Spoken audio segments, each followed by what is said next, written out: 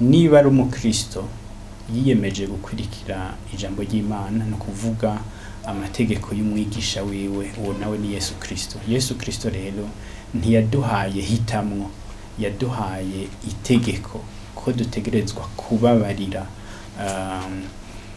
batugiriye nabi.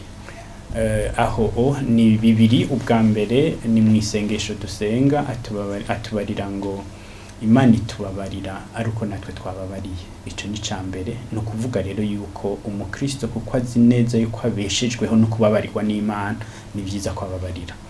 Ica kabiri ni kuneza yiwe. Ni kuneza yiwe kubera umukristo ufatiye ku mategeko canke ku mabwirizwa y'Imana. Imana ntiyashizeho amabwiriza kugira ngo dutore, ariko yashizeho kugira ngo tubeho neza.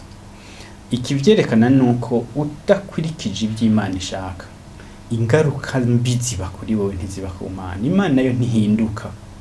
Umukristo rero yatababariye, umuhinga umwe yavuze ngo abasa n'umuntu afashe uburozi akabunywa, akibaza ko ubwo burozi anyoye buza kwica uwafitiye ishavu canke uwadashaka kubabarira. No kuvuga rero yuko kutababarira ingorane ziba kuri wewe utababariye. Igihe rero Imana itubarira ngo tubabarire, ibigomba ko tubaho neza, kuko umuntu yababariye araremurukwa, yumva abaye neza, yumva amerewe neza mu buzima bwiwe. Imana rero igomba ko tubaho neza. Kubabarira rero ku mukristo nivyo bibiri. Ubwa mbere nuko naho atobabarira abandi, we wahava asaba Imana imbabazi kuko agendera mu ntege nke zituma ababaza Imana.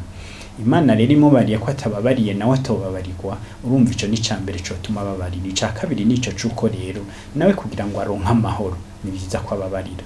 Kandi uko kubabarira suko gusa yoba asabwa imbabazi, suko gusa ico yakorewe ko nabi coba ari gito, ariko nuko Imana ibisaba uko, na cane cane kugira ngo nawe abeho neza nezerewe.